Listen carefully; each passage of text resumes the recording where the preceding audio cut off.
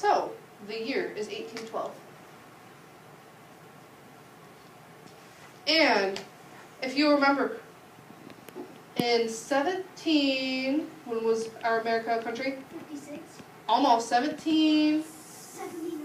Almost 1776, you need to remember that. In 1776, we had our revolution with the British, and we gained our freedom. And that's how we became a country. We're learning about we're learning about this right now. Mm-hmm. And in 1812, the British, they wanted revenge. So they came over, and they were going to have another war with us. So this is our second revolution that we are talking about here. So the British, they had their really big boats, and all their money, and their fancy mustaches, and their fancy hat.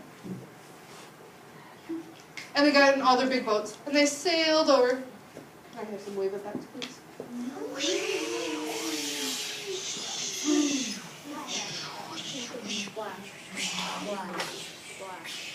Now, it's really important to remember that the British, they had quite a lot of money, so they could afford the nice uniforms, the really big guns, and the really fancy hats.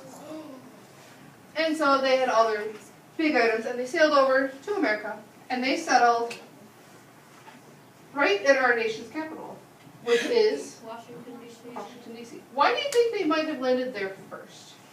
Aaron? Because it's in like Virginia, and that's actually one of the places that's on the coast. Well, actually, it's not in Washington. But there was a certain building there that they could hurt us.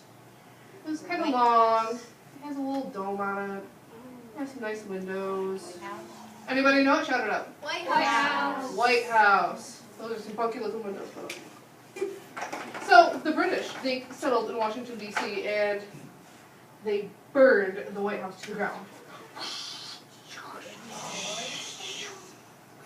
They burned it to the ground. Fortunately, the president at the time was Madison, and him and his wife, luckily, they escaped before it burned down. Now, I have a question for you. What might you save from your house if it happened to be burning? Corbin. My pictures that I have. Pictures. Well, I just have a comment. Okay. For the Waxy Museum, I'm James Madison. Very nice. Al. Dog. Dog. My brother. Your brother. My family. Family.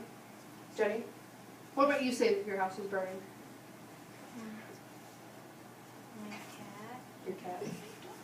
Dolly Madison, she was able to save one thing. Miss Moskwa, keep your eye on the back, please. They were able to save one thing before the house burned down. It was a picture. What do you think the picture might be of? The Declaration of Independence. It was not the Declaration of Independence, although that is a really important document. Was it picture Of who? Not of their family. the flag? Not of the flag. It was of a certain president, the father of our country, Aaron. George Washington. George Washington. That's who I am. And I know that picture. That looks a lot like George Washington. Actually, now that with the weight, it kind of does. I should be an artist. Yes, you should. So they saved the picture of George Washington, not only because he was the father of our country, but they did not have copiers back then. So this was the only existing picture of George Washington. Do you know why she might have saved it, other than him being the father of our country? Rhea? Very bad. It is very valuable. What else? Zach? Because it's the only one in existence. Because it's the only one. Back when George Washington first became our president, he also helped us in our first revolution. And so he became sort of like an idol back in those times for the war, for the first war we had with Britain. And so she saved it. That way we could use the same thing for this war. He became an inspiration to all of our Americans fighting. Corbin, you have a question? That's a comment. Just a fun fact about my house. Mhm. When they were first thinking about building it, they were thinking about it, and they were thinking about making it camouflage. I read that in the book. That's pretty cool. But anyways, so they saved George Washington and they fled. And the British, they burned the place down. They're like, okay, we're going to go somewhere else. So they head back to their big boats, and on the way, they capture one American. His name is Dr. Beans. So they capture him, and they get back on their boats, and they decide to sail to Baltimore. Baltimore was a pretty big city. Baltimore. But it was surrounded by a bay, or a little body of water, called the Chesapeake Bay. And at the very tip of this bay was a little fort. Fort McHenry.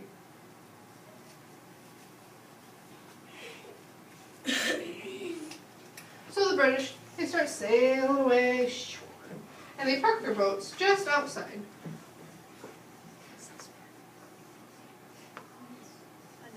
Now with the British, because they had a lot of money, they could also afford a lot of ships. So they probably had about 70 to 100 ships there. And all of them had their big guns. Now, unfortunately for Fort McHenry, the Americans did not have a lot of money. A lot of our army back then happened to be like farmers or blacksmiths or anybody who could devote time to help save our country. So they did not have big fancy guns or fancy clothes or fancy hats like the British had. So their guns, they couldn't shoot very far. So they would land in the water. Kind of my little gun sounds? Pretty much. Now the British, however, their big guns can shoot very far.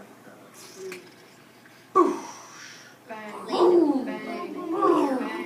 They all explode. So, it looked like we were pretty much doomed. But before this big war started, Dr. Beans was still on the boat. He was on the little captain's boat off to the side.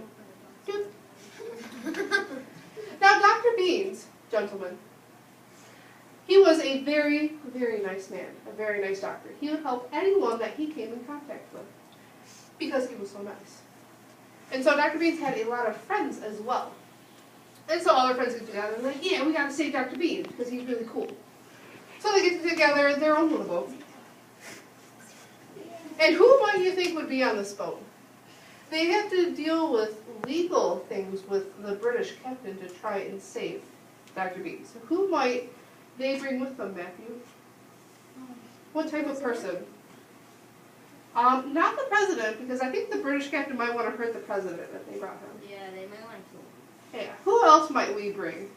A judge? Close. Who else is in a court besides a judge? Not the jury, the person that helps. Corbin. Where? A lawyer.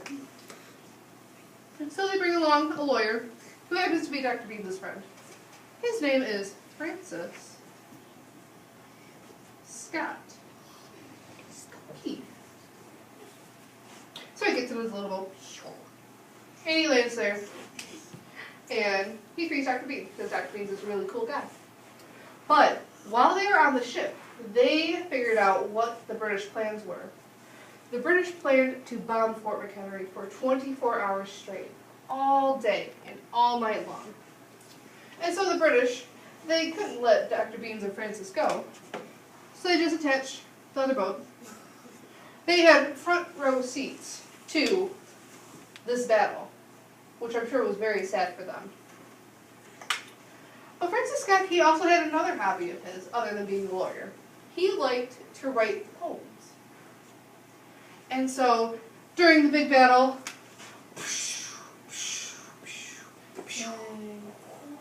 I need a lot more gun sounds. Stop. And so, during the battle, Francis was inspired. And so he got an envelope he had laying around in his pocket, and he started writing out words. And he started writing out a poem. And so, it looks pretty bleak for the Americans, doesn't it? Yes. Doesn't look like they might survive. Fortunately, the Americans got a bright idea. They saw that it was coming, that they were going to be attacked, so they hid underground. So we had no American casualties. Woohoo! No one died. And while they were all underground, the British had another sneaky plan.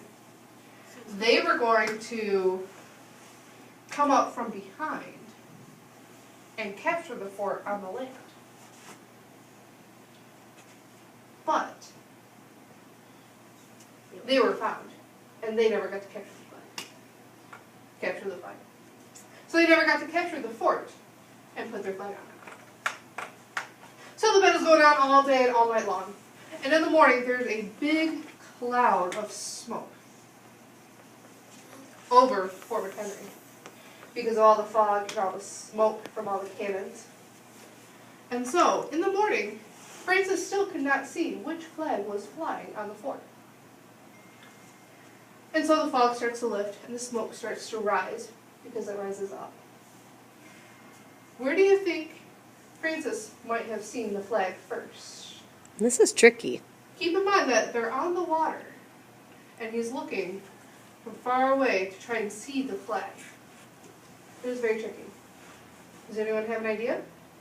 Maybe like a glare on the water. A glare or a reflection on the water. And so in the water, he sees the flag, and they win. And the British guys were like, okay, we'll let you go. So they sail on back, and they go to their hotel that night, because it took them a long time to get back there. Which would have been an inn in those days. Yeah. They would have had, yeah, they called them inns. And so Francis stayed there, and he wrote it out on a piece of paper. And he took it to the newspaper, who had it printed. And that is one part of our poem. Yes, I Aaron? actually have a little bit of a question. Okay. If the boats were bombing Fort McHenry, Yes. how come Francis Scott Key and Dr. Bean stayed in an inn? This was after the battle, when the British let them go. So they were able to sail back to land. Yeah, but still, wouldn't everything be like torn apart and stuff? Well, the inn was more in Baltimore, which Baltimore was completely safe because the big Chesapeake Bay right here and Fort McHenry was on the side. So they only destroyed Fort McHenry. And so Francis Scott Key, he goes back to his inn. He writes it all out, and he sends it to the newspaper, who prints it out, and then it becomes famous. Now, it still has not become